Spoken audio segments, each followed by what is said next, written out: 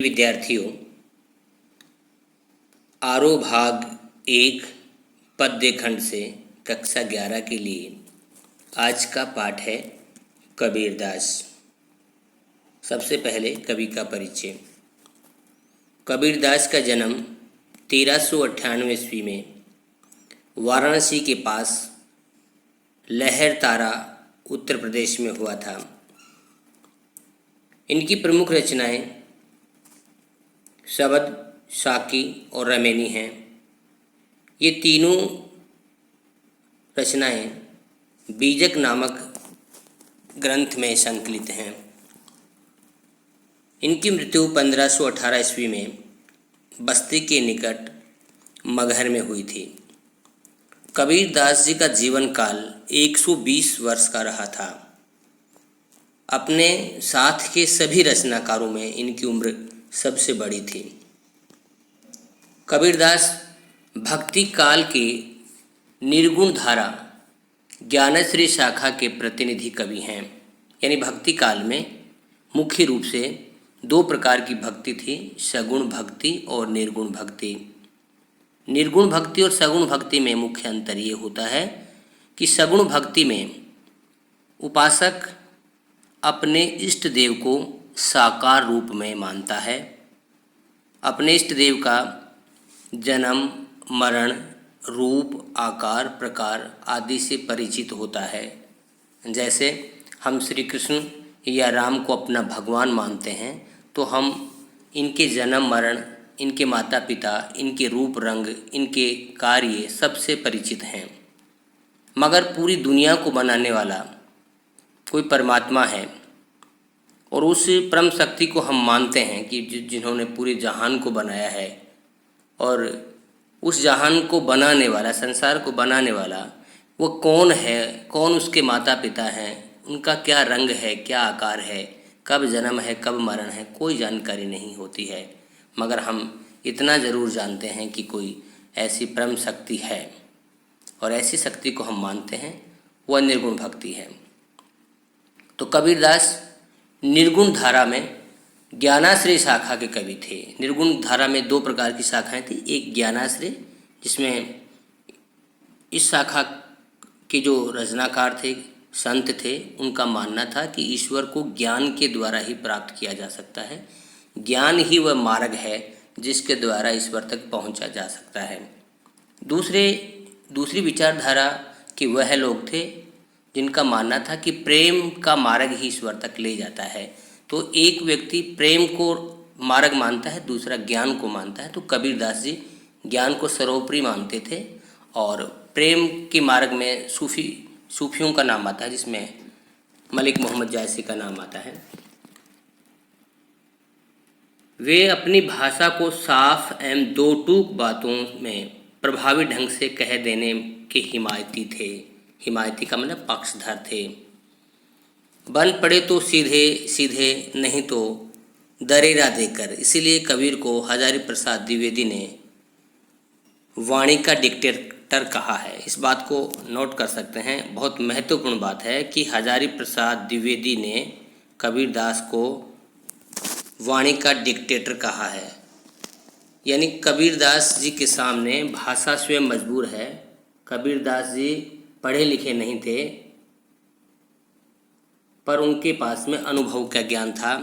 उन्होंने अपनी बात को अपनी मर्जी के मुताबिक भाषा में लिखा है। वाणी भाषा उनके सामने मजबूर है, कबीरदास वाणी के सामने, भाषा के सामने मजबूर नहीं है। इस कारण से बहुत ही महत्वपूर्ण पंक्ति है, याद रखिएगा कि कबीरदास को वाणी का डिक्टेटर किसने कहा था, तो हजारी प्रसाद द्विवेदी ने। कबीर के जीवन के बारे में अनेक किंवदंतियाँ प्रचलित हैं। किंवदंतियाँ का मतलब होता है लोक कथाएँ या लोक प्रचलित कहानियाँ। उन्होंने अपनी विभिन्न कविताओं में खुद को काशी का जुलाहा कहा है। कवि यानी उन्होंने कहा है कि मैं काशी का रहने वाला और जुलाहा जाति का हूँ, जो कपड़े बुनने का कार्य करती थी जाति। वैसे कबीरदास जी के माता पिता की वास्तविक जानकारी का पता नहीं, पर जुलाहा जाति के एक दंपति ने ही उनका पालन पोषण किया था, इसलिए कबीरदास जी ने अपने आप को जुलाहा जाति का ही माना है। कबीर के विधिवत साक्षर होने का कोई प्रमाण नहीं मिलता। मसीह कागज छुयो नहीं, कलम गही नहीं हाथ। इसका मतलब है कि मसीह का मतलब स्याही और कागज़ को मैंने नहीं छुआ और कलम को मैंने हाथ में नहीं लिया। इसका मतलब कबीरदास जी ने स्वयं कहा है कि स्याही और कागज़ को मैंने नहीं छुआ है, नहीं कभी कलम हाथ में ली है, मगर इनके पास में जो ज्ञान था वह उनके अनुभव के आधार पर था। जैसे कबीरदास की पंक्तियाँ भी इसका प्रमाण देती हैं। उन्होंने देशाटन और सत्संग से ज्ञान प्राप्त किया। बहुत महत्वपूर्ण बात है। देशाटन का मतलब होता है भ्रमण।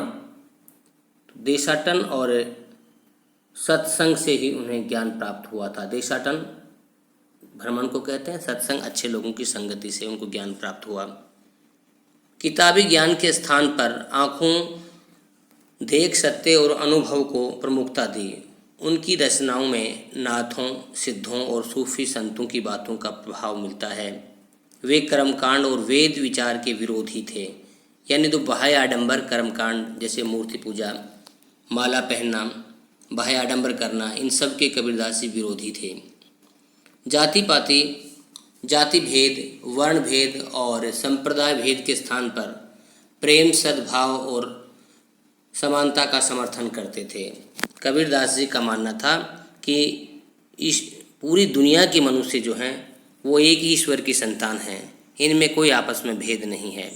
व्यक्ति ने अपने स्वार्थों के कारण से आपस में भेद किया है, ईश्वर ने कोई भेदभाव नहीं किया।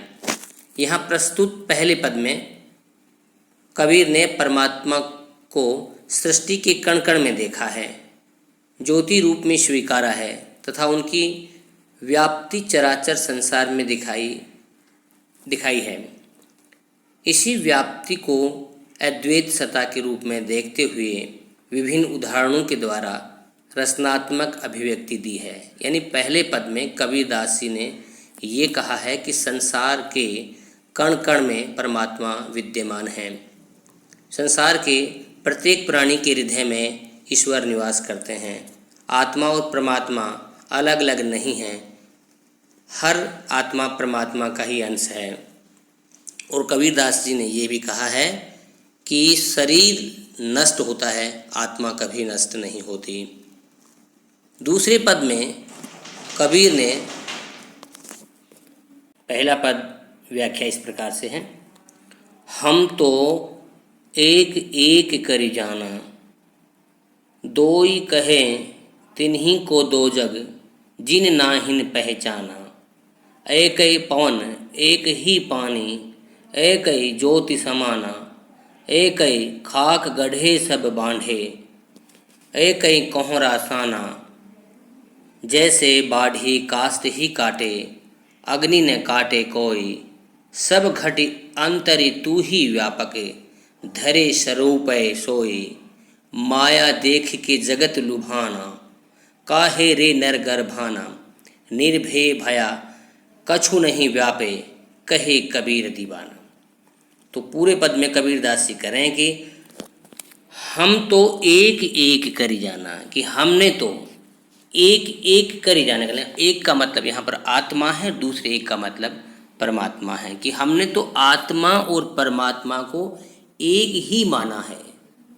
और कबीरदास जी यही बताना चाहते हैं कि आत्मा और परमात्मा अलग अलग नहीं है, ये आत्मा परमात्मा का ही अंश है। दोई कहे तीन को दो जग, कि आत्मा और परमात्मा को इस संसार में जो दो अलग अलग मानता है उनके लिए वो दोजग के भागी हैं। दोजग का मतलब नरक होता है और दोजग को जहनुम भी कहते हैं, ठीक है। और दोजग का विलोम शब्द जन्नत कह सकते हैं, ये उर्दू का शब्द है। तो दोजग जिन नाहिन पहचाना, जिसने संसार में जिसने आत्मा और परमात्मा को, परमात्मा की सही पहचान जिसने नहीं की है वो अज्ञानी है और वह दोजग का भागी है। संसार उनके लिए दोजग है। एक पवन एक ही पानी, एक ही ज्योति समाना। और कबीरदास जी कह रहे हैं कि जिस उदाहरण अलंकार है, यहाँ पर उदाहरण दिया जा रहा है कि जिस प्रकार से संसार में एक ही पवन है, यानी एक ही हवा है, एक ही पानी है। इसी प्रकार से परमात्मा या ईश्वर भी एक ही है, एक ही ज्योति समाई हुई है पूरे संसार में। एक एक खाक गढ़े सब बांधे, एक कोहरा साना। कोहरा का मतलब कुम्हार होता है या मटका बनाने वाला होता है, साना का मतलब छानना या मिलाना। जिस प्रकार से एक मटके या मिट्टी के बर्तन बनाने वाला कुम्हार एक ही प्रकार की मिट्टी को सान करके और अलग अलग प्रकार के बर्तन बनाता है, इसी प्रकार से इस संसार के अलग अलग स्वरूप के जो प्राणी हैं वो एक ही परमात्मा के रूप हैं, एक ही परमात्मा ने उनको बनाया है। तो एक ही खा के गढ़े सब भांडे, यानी संसार के सारे भांडे हैं, सारे जो प्राणी हैं वो एक ही खाक से बने हैं, एक ही परमात्मा के अंश हैं, एक ही कुम्हार साना और एक ही कुम्हार के द्वारा साने गए हैं। तो यहाँ पर एक प्रतीकार्थ कुम्हार का मतलब यहाँ पर परमात्मा से भी है और भांडे का मतलब प्राणियों से भी है। और वैसे एक उदाहरण भी है कि जिस प्रकार से कुम्हार एक ही प्रकार की मिट्टी से अलग अलग प्रकार के मटके बनाता है, तो संसार के लोग भी एक ही ईश्वर की संतान हैं। जैसे बाढ़ी काष्ठ ही काटे, अग्नि न काटे कोई। और इस पंक्ति में कबीरदास ये कहना चाहते हैं कि आत्मा जो है अजर अमर है, आत्मा कभी मरती नहीं है। जिस प्रकार से एक बढ़ई, एक लकड़ी काटने वाला लकड़ी को तो काट सकता है मगर अग्नि को नहीं काट सकता है, यानी इसी प्रकार से हमारा शरीर तो नष्ट हो जाता है मगर उसमें व्याप्त जो परमात्मा का अंश आत्मा है वो अमिट है। जैसे बाढ़ी काष्ठ ही काटे, जैसे बढ़ई काष्ठ माने लकड़ी को ही काटता है, अग्नि ने काटे कोई। अग्नि का मतलब उसमें समाई हुई जो अग्नि है जो दिखाई नहीं देती है उसको कोई नहीं काट सकता। सब घटी अंतर तू ही व्यापक है, यहाँ पर संबोधन है ईश्वर के लिए कि वह तू ही सब घट में व्याप्त है, यानी ईश्वर प्रत्येक प्राणी के हृदय में, इस संसार के प्रत्येक कण कण में व्याप्त है, समाया हुआ है। धरे स्वरूपे सोई, और जिस वो हर स्वरूप में समाया हुआ है। माया देख के जगत लुभाना, और इस संसार के में वो लोग जो मोह माया के कारण से, धन संपत्ति या लालच के कारण से ईश्वर की भक्ति को भूल जाते हैं और मोह माया को या माया को ही सब कुछ समझ लेते हैं, ऐसे लोगों के लिए कबीरदास ऐसे लोगों को कबीरदास से संबोधित करके कह रहे हैं कि माया देख के जगत लुभाना, काहे रे नर गर्भाना, कि हे नर किस बात का गर्व कर रहा है इस नष्ट होने वाली माया के ऊपर। ठीक है, निर्भय भया कछु नहीं व्यापे, कि इस संसार में निर्भय वही है, भय मुक्त वही है जो मोह माया से अपने हृदय को मुक्त कर लेता है या माया के जाल, सांसारिक माया से के जाल से अपने आप को बचा लेता है। वही व्यक्ति संसार में भय मुक्त है, निर्भय है। निर्भय भया कछु नहीं व्यापे, कहे कबीर दीवाना। और इस प्रकार से कबीर दीवाना ये सबको शिक्षाएं दे रहा है कि संसार में भयभीत वही है, भय उसी को है जो माया में फंसा हुआ है, और माया के जाल से अपने हृदय को मुक्त करके ईश्वर की भक्ति में ध्यान लगाना, इसके लिए कबीर संसार के लोगों को प्रेरित कर रहे हैं और संदेश दे रहे हैं। तो पहले इस पद की प्रमुख विशेषताएं सधुकड़ी भाषा है। सधुकड़ी भाषा ने कबीरदास की भाषा जो है साधु संतों की भाषा है, और इसमें कई प्रदेशों के शब्द मिले हुए मिलते हैं। सधुकड़ी भाषा है। अनुप्रास अलंकार, उदाहरण अलंकार दोनों इसमें हैं। और पहले पद में कबीरदास जी ने ईश्वर की सर्वव्यापकता, आत्मा और परमात्मा की एकता के बारे में बताया। पहले पद में अनुप्रास अलंकार, यमक अलंकार, उदाहरण अलंकार और सधुकड़ी भाषा का प्रयोग हुआ था। दूसरे पद में संसार के लोगों पर जो बाह्य आडंबर से ईश्वर को प्राप्त करना चाहते हैं उन पर व्यंग्य किया है और उनकी वास्तविकता को इस पद में बताया है। संतो देखत जग बोराना, सांच कहो तो मारन धावे, झूठे जग पतियाना। नेमी देखा धर्मी देखा, प्रात करे स्नाना। आत्म मारे पखा नहीं पूजे, उनमें कछु नहीं ज्ञाना। बहुतक देखा पीर ओलिया, पढ़े किताब कुराना। के मुरीद तदबीर बतावे, उनमें उहे जो ज्ञाना। आसन मार डिम्ब धरि बैठे, मन में बहुत गुमाना। पीपर पाथर पूजन लागे, तीर्थे गर्भ भुलाना। टोपी पहरी माला पहरे, छाप तिलक अनुमाना। तो कबीरदास जी इस पद में हिंदू और मुसलमान दोनों में ही व्याप्त बाह्य आडंबर यानी दिखावे वाली पूजा पद्धति, कोई तिलक लगाता है, कोई छापा लगाता है, कोई कुरान पढ़ता है, तो ये इनसे ईश्वर प्राप्त नहीं होता है। कोई प्रातःकाल स्नान करता है, तो कबीरदास जी का ये मानना है कि ये बाह्य आडंबर हैं। ईश्वर को प्राप्त करने के लिए ये सही तरीका नहीं है कि पीपल पूजने से, पत्थर को पूजने से या तीर्थ स्थान जाने से आपको ईश्वर की प्राप्ति हो जाएगी। पहले पद में भी कबीरदास ने बताया है कि ईश्वर को कहीं बाहर ढूंढने की ज़रूरत नहीं है, वह कण कण में समाया हुआ है, हर हृदय में विद्यमान है। और पर ये संसार के लोग सच्चाई को स्वीकार नहीं करते हैं। कबीर अपने अनुभव बता रहे हैं कि इन संसार के लोगों को मैं सच्चा ज्ञान या सच्चा रास्ता बताता हूँ तो ये लोग मानते नहीं हैं, उल्टा मारने के लिए पीछे दौड़ते हैं। तो यही पूरी बातें इस पद्य में हैं। संतो देखत जग बोराना, कि हे संतो देखो, लगता है कि ये जग जो है वो पागल हो गया। बोराना का मतलब पागल हो जाना, कि ये संसार के लोग हैं शायद पागल हो गए हैं। सांच कहे तो मारन धावे, कि सच संसार के लोगों को यदि हम सांच कहते हैं, यदि सच्ची बात कोई कहते हैं तो वो मानते नहीं हैं।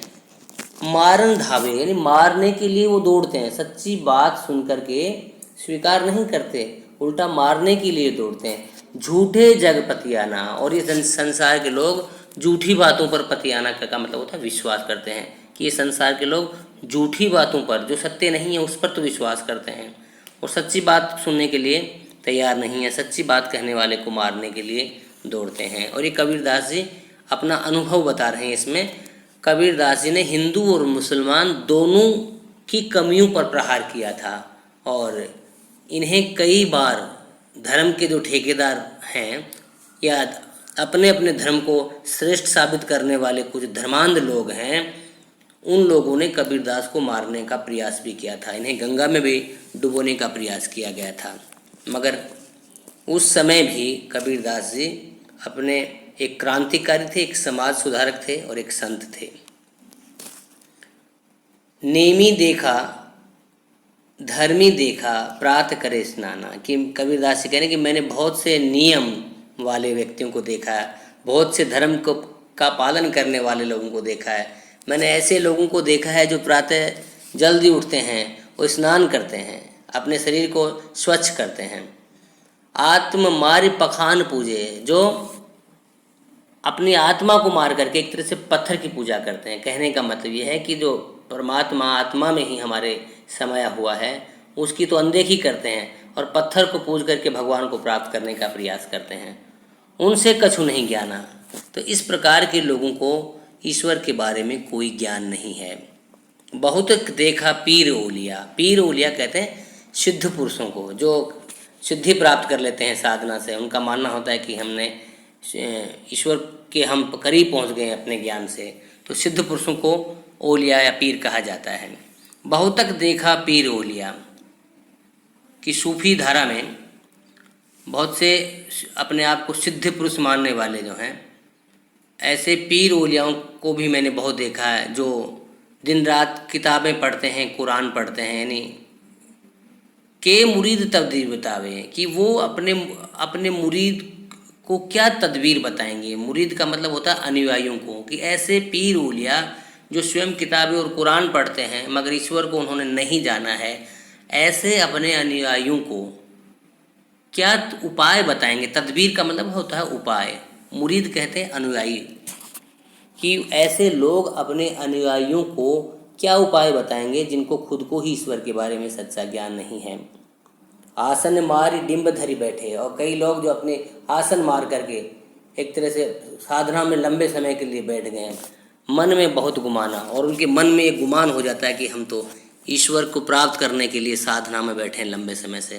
तो ये दिखावा मानते हैं इस प्रकार के आसन को कबीरदास जी। पीपर पाथर पूजन लागे, जो पीपल को पूजने लग गए हैं, जो पत्थर को पूजने लग गए हैं। तीर्थ गर्भ भुलाना, और जो तीर्थ यात्राओं पर जाते हैं और इस बात का उनको गर्व होता है कि हमने इतने काम कर लिए हैं तो शायद हमें ईश्वर प्राप्त हो जाएगा, हम तो ईश्वर के सबसे करीब हैं।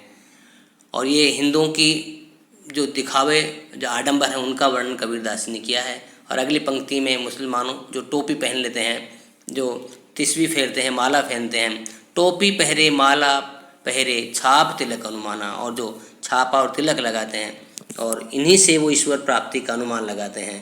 तो ऐसे लोग जो हैं कबीरदास जी की दृष्टि में अज्ञानी हैं। उनका मानना है कि इस प्रकार से ईश्वर प्राप्त नहीं होता है। ईश्वर बाह्य शक्ति नहीं है, वो हर हृदय में समाया हुआ है। साखी शब्द ही गावत भूले, आत्म खबर नहीं जाना। जो ईश्वर से संबंधित साखी शब्द को गाते रहते हैं और आत्मा की खबर ही उनको नहीं होती है। हिंदू कहे मोहि राम प्यारा, और हिंदू लोग तो ये कहते कि हमारा जो राम है हमें सबसे प्रिय है। तुर्क कहे रहमाना, और मुसलमान जो अपने रहमान को अपना प्रिय मानते हैं। तो कबीरदास जी कह रहे हैं कि जो हिंदू लोग राम को अपना प्रिय मानते हैं, मुसलमान अपने खुदा को अपना प्रिय मानते हैं, मगर ये दोनों ही अज्ञानी हैं। उनको ये पता नहीं है कि राम और रहमान, खुदा और भगवान दोनों अलग अलग नहीं हैं, वो एक ही शक्ति है। तो जो हिंदू और मुसलमान अपने अपना खुदा लेकर के, अपना अपना राम लेकर के जो झगड़ा करते हैं, ये अज्ञानता का कारण है। और इस बात को लोग नहीं समझते हैं, और कभी हिंदू के नाम पे, कभी मुसलमान के नाम पे, कभी धर्म के नाम पे ये आपस में लड़ते रहते हैं। ये संसार के सबसे बड़े अज्ञानी लोग हैं। आपस में दो लरी लरी मुए, और ये राम के नाम पर आपस में लड़ लड़ करके मरते हैं। मरम न कहू जाना, और सच्चा मरम, सच्चा ज्ञान इन दोनों में से किसी ने भी नहीं जाना है। और सच्चा ज्ञान क्या है? सच्चा ज्ञान यही है कि भगवान और खुदा कोई अलग अलग नहीं हैं, ये एक ही शक्ति के दो नाम हैं। इस बात को जिन्होंने मान लिया है वो राम के नाम पर या खुदा के नाम पर झगड़ा नहीं करेंगे। मगर ये संसार के लोग जो हैं सच्ची बातों को नहीं मानते हैं और अज्ञानता पर विश्वास करते हैं, और आपस में इन्हीं राम के नाम पर, खुदा के नाम पर लड़ लड़ करके मरते हैं। घर घर मंत्र देते फिरते, महिमा के अभिमाना, और ये राम और खुदा का जो मंत्र घर घर घूम घूम करके ये मंत्र देते हुए फिरते रहते हैं, जिनको अपनी महिमा का अभिमान है। गुरु के सहित सिख सब बूढ़े, अंत काल पछताना, और इस प्रकार की गुरुओं के पीछे जो शिष्य होते हैं, यानी ऐसे लोगों की शिक्षाओं को मानने वाले जो लोग होते हैं, वो भी इन गुरुओं के पीछे डूब जाते हैं। कहने का मतलब ये है कि जैसे लोगों से हम जिस प्रकार की शिक्षा लेंगे वैसे ही हम बन जाएंगे। तो अज्ञानी गुरु होगा तो शिष्य भी अज्ञानी ही होंगे। तो कबीरदास जी कह रहे हैं कि गुरु सहित सिखे सब बूढ़े, कि इस प्रकार के गुरु और शिष्य है ना, वो सब के सब डूबेंगे। अंत काल पछताना, और अंत काल में उनको कुछ भी हाथ आने वाला नहीं है, एक सिर्फ पश्चाताप के। कहे कबीर सुनो हो संतो, ये सब धर्म भुलाना। कबीरदास जी सज्जन व्यक्तियों से, संत लोगों से कह रहे हैं कि ये सब धर्म भुलाना, कि ये सब जो है भ्रम भुलाना, कि ये सब भ्रम है, सब भुलावा है सांसारिकता का। केतिक कहो कहा नहीं माने, सब है सहज समाना, कि ये जो भ्रम के जाल में फंसे हुए लोग हैं, जो अज्ञानता के जाल में फंसे हुए लोग हैं, इन लोगों को चाहे कितना भी समझाओ, केतिक यानी कितना भी, कहो कहा नहीं माने, कितना भी इनसे कहो ये कहा नहीं मानते हैं।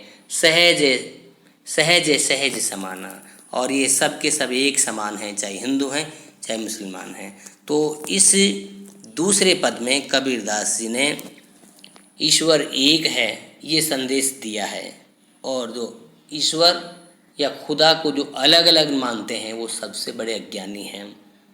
इस पद में हिंदू और मुसलमान दोनों ही धर्म के लोग जो बाह्य आडंबर को ही ईश्वर या खुदा प्राप्त करने का साधन मानते हैं, ऐसे लोगों को कबीरदास जी ने अज्ञानी कहा है। और कबीरदास जी कह रहे हैं कि छापा तिलक लगाने से, पत्थर पूजने से, पीपल पूजने से, कुरान की तिलावत करने से या तिस्वी के दाने फेरने से खुदा नहीं मिल सकता है। तो इस प्रकार से आशा करते हैं ये दोनों पद आपको समझ में आए हों।